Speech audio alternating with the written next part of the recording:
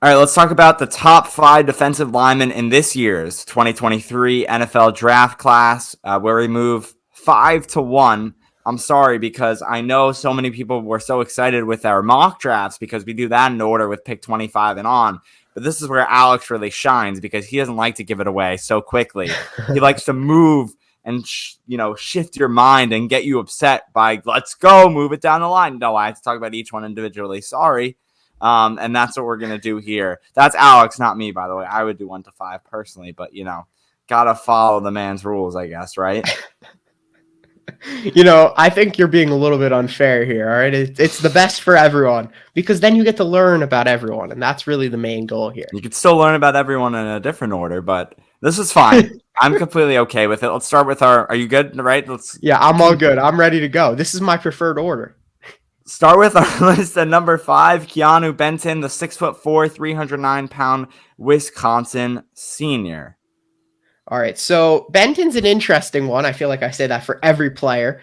There's a big gap between. I'll give a little bit of a sneak peek here between number 1, obviously. Then there's a big gap between number 1 and then players 2 to 4, and then from 4 to 5, there's another big gap.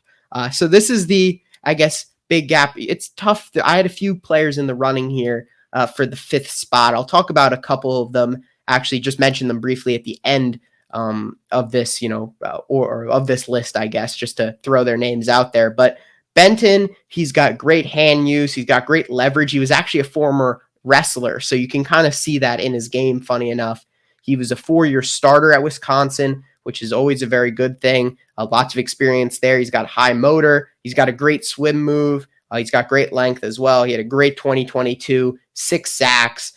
His only con is he's just not the best athlete. He lacks some explosiveness.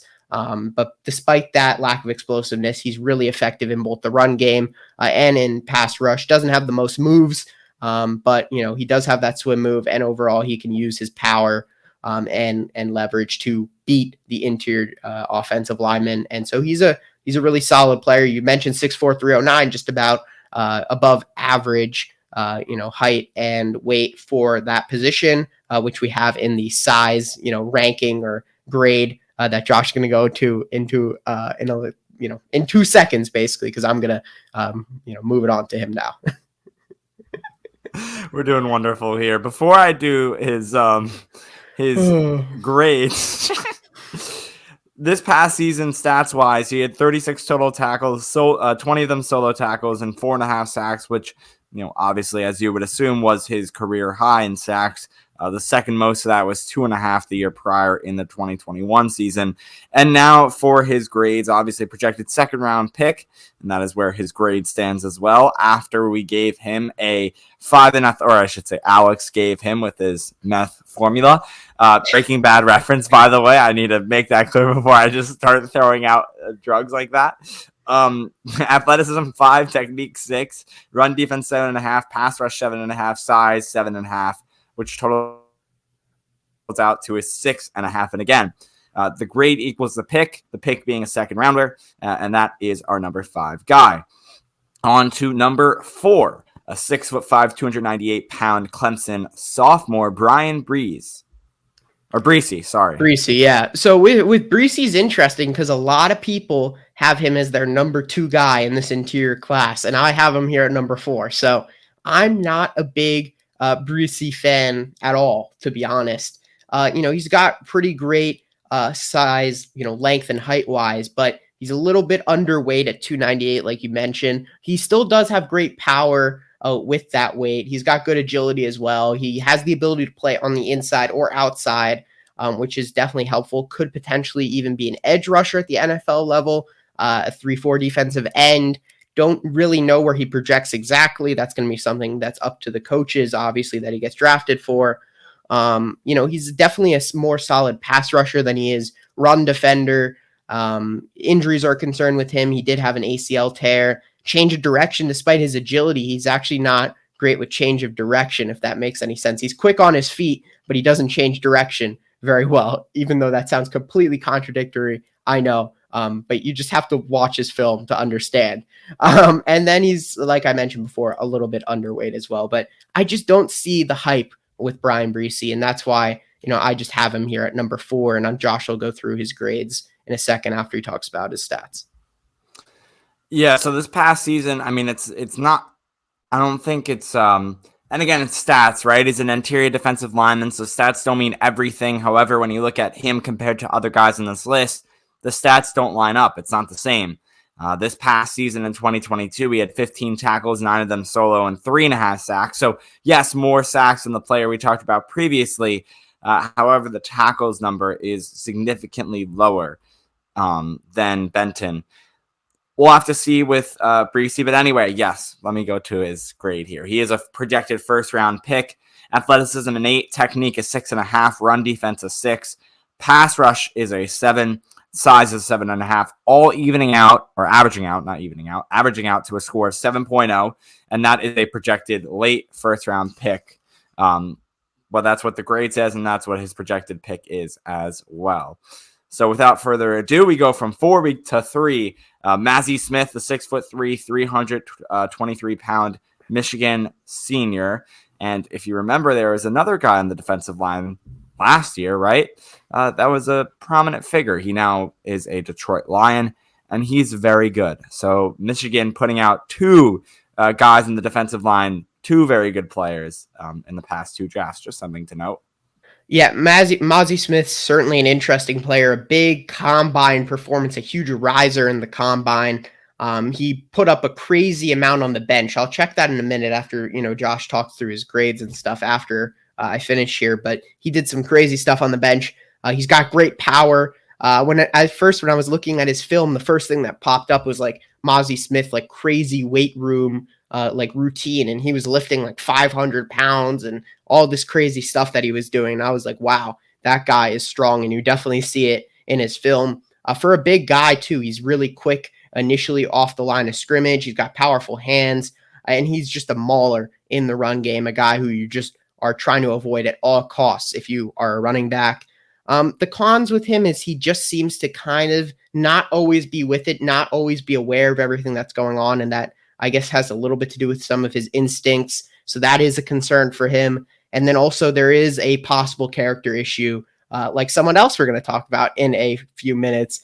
He had a weapons charge a year or so ago, and that is certainly a concern, if that is kind of a lingering issue for him. So that's going to be something to watch out for with his stock. But I'm definitely higher on Mazi Smith than most.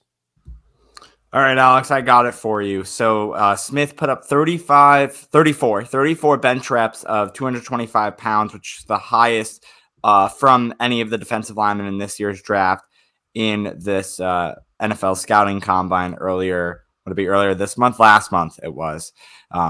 So that is the bench press stuff there. If you want to look up more of his weightlifting routine, I'm sure there's a bunch of YouTube videos there, or you can just ask Alex. Obviously, he's seen it all. So we now was watching and learning. He was taking it into his. You going to the gym tomorrow and benching that 220? 225? No, I'm actually going to do his 500. Like he was lifting some weird, like 500 pound. I'm going to do that and then, jump on top of like a 10-foot block and then, do all that. I mean, I do that anyway. It's just I'll do a couple more reps, I think. Got to reach those NFL draft prospects. So this past season, he had 49 tackles, which is the highest so far we've seen out of anyone on this list. 23 of them solo tackles. Only 1 sack, though. However, he also had a forced fumble, too. Do guys get credited for sacks and and forced fumbles in the same I believe thing? So.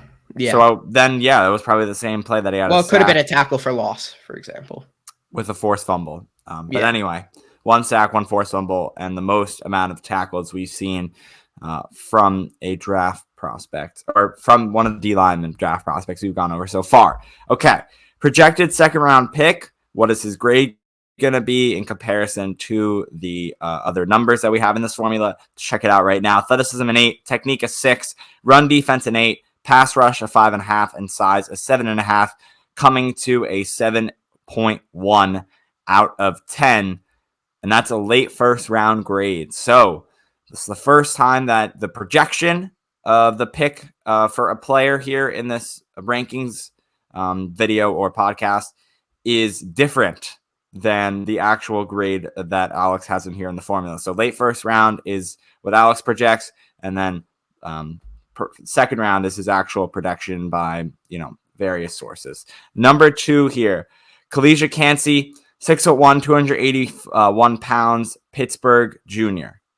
Yeah, I mean, Cansey's a really, really tough one to grade, and we'll see that when Josh talks about his grade, because you're going to be shocked to see what the final number is compared to the initial numbers that he goes through. But he's got great lower body strength. He's got an elite athletic traits. He's really quick and agile as well. He's instinctive against the run. He's got strong hands. He's got a good variety of pass rushing moves.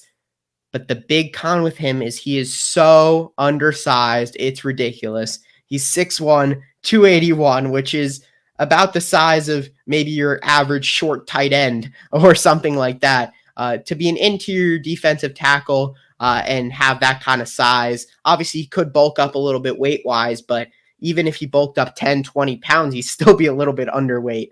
So that's certainly an issue for him.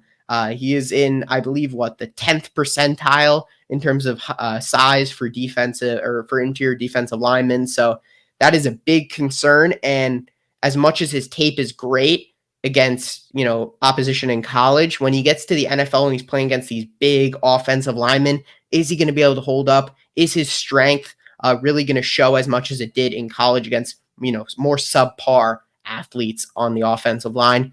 It's going to be something that's going to be interesting to see. In terms of his talent and his technique and his abilities on the things that he can control, he is certainly a very, very good talent. It's just the size. Unfortunately, it's something that he can't control, just who he is, how he was born. But really unfortunate, I think, in terms of his ceiling, which I don't think is as high as it could possibly have been if he was a few inches taller and a few pounds heavier. Well, Alex, let's look on the bright side here. Maybe because of that size, since he's a little more leaner, it was kind of easier to navigate through offensive line, and rather for their heavier guys who have to kind of stick through and push off, he can maybe use some moves to get into the quarterback position. Probably why he's so athletic. Yeah, true. And why he has the most sacks out of any defensive line prospect that we've looked at so far, with 7. 31 tackles as well, 18 of them solo this past season. He doubled his amount of sacks. Not doubled, but he 2 consecutive years of 7 sacks is what I should say. 7 in 2021 and 7 this past season. So definitely something to look out for when it comes to Kancey there. And then let's go to the projection and the grade projections. A mid-first round pick. Kalijah Kancey's grades here. Athleticism an 8. Technique an 8. Run defense 7. Pass rush a 9. And am I reading this right, Alex? A 1.5 for size. A 1.5. Yeah, it's that's really the problem here. I was actually going to compute it for you, how much he would be if he just had average size. It's here. I'll do it in a second here. Sorry. Well, so while you're doing that, let me just complete it. And with all of those factors, it's a 7.2 out of 10, and then that's a late first round pick grade. So again, projection mid first round.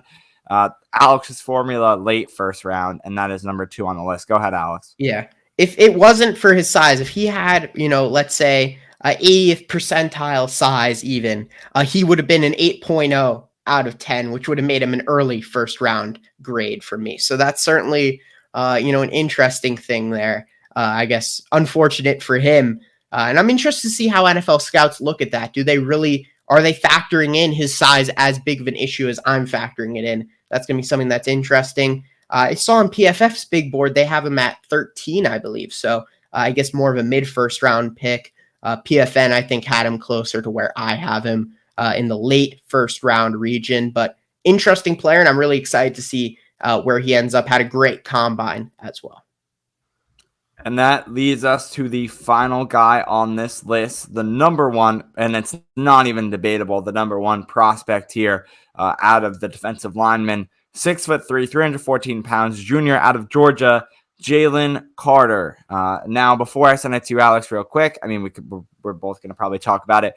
Jalen Carter has been under fire, under a lot of, I guess, skepticism, you could say, for an incident that happened after the national championship when he was in Georgia. Basically, I don't know if it was drag racing is a specific word, but basically racing down a road that ended up in the unfortunate death of some people from the University of Georgia. And it also led to his arrest, and he lied to the cops. I mean, plain and simple. That's not even debatable anymore because I don't know if you saw, Alex, but the police body cam footage is out to watch to the public. It's on YouTube. He said to the cops asked him, "Hey, were you racing?" He said no.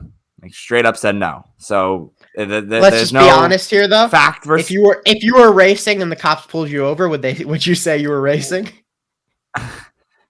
I get it. I understand. But I mean, there's a difference though. I mean, too, that's not the point we're trying to say, right? I keep hearing that as well, and I kind of keep thinking that, so I just wanted to say it. So anyway, continue. If it led to the death of people and they would want to know why. Yeah. Like he basically, what he just said was, oh, they were driving fast and they went and they crashed. Like that was his story. Yeah. I'm not like really that informed of the whole situation, to be honest. Yeah, well, I find it interesting. I mean, it's news, so I've been definitely following it a little bit more rigorously, and that was what happened. I mean, if you watch the body cam footage, he said, "Oh, I was behind them. They were driving really fast, and they crashed because they were driving so fast." And that's not what happened. Yeah. So anyway, I just found that disturbing. And now, if you probably look up Jalen Carter's name on Google, you'll find this is why the Lions shouldn't look at Jalen Carter. This is why the Falcons shouldn't be trying to host a visit with Jalen Carter. This is why the Giants should avoid Jalen Carter, right? All of these articles, because all these people are saying, well, we already know his past. Why do we want to bring an atmosphere like that into our locker room? And that has completely flip-flopped his draft stock by the media. Will he get picked in probably the top 10 still? Yes. Top 5? Probably. Number 1? We'll see. So probably not. Probably not. Was projected number 1. Stop. Probably Panthers will traded up 5, too, though. So definitely for a quarterback. So yeah. I mean, Alex, am I wrong? Top 5 still for Jalen Carter? I think top 5, top 10 at most. But he's an interesting story. He's going to be the story of the draft, I think, for sure. Where is he going to go? Is he going to slip? How far is he going to slip?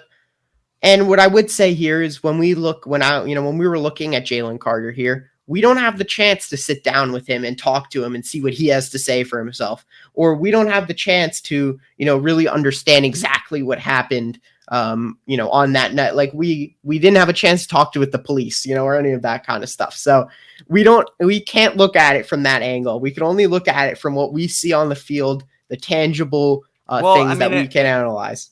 It's not debatable that he's the number 1 guy on this list. I mean, it's true in the way that he shows it on the field. However, it's something that you definitely need to address if you're talking about the pros and cons of a draft prospect. I mean, It's a big one. That's a big con staring in your face. I mean, that's for sure. Like CON right now and is in front of my face and blinking red lights. And it's exactly what it is. It's like disciplinary sort of concerns.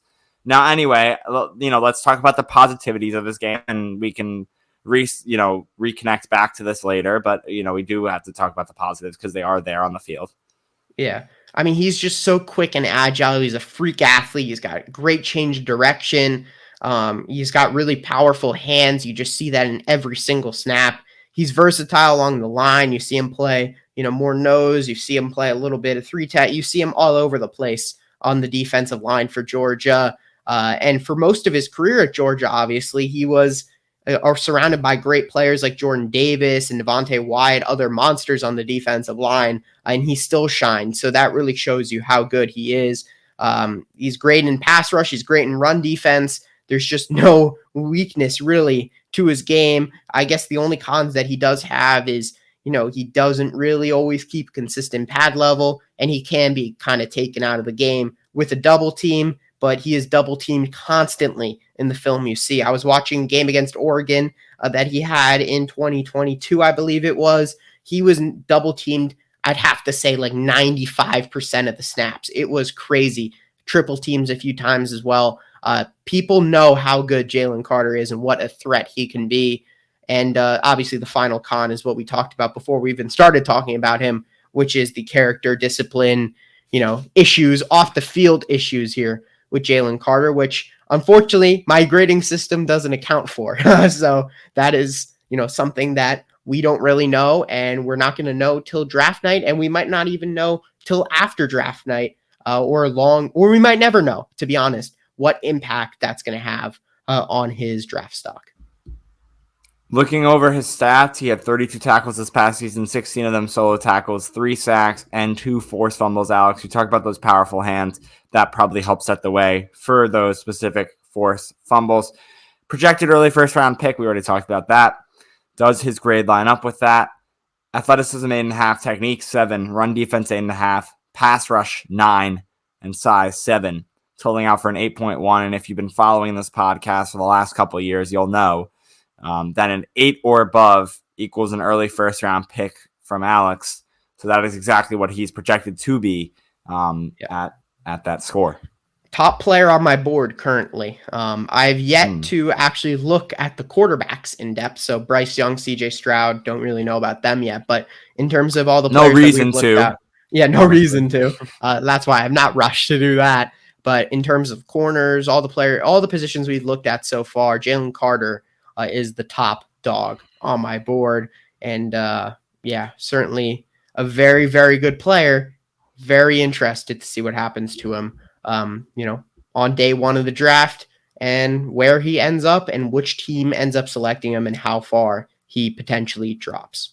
So let's just run through it one more time before we wrap this one up. Keanu Benton at number 5. Number 4 is Brian Breesy. Number 3 is Mazzie Smith.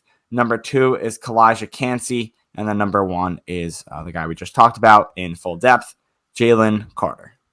One more thing I wanted to mention before we wrap this up. Sorry about that. I just wanted to mention a couple other guys real quick that I looked at that I was kind of debating putting on here, along with Benton at number 5, kind of right behind, just so people have an idea of some other guys that were similar area. Siaki Ika out of Baylor.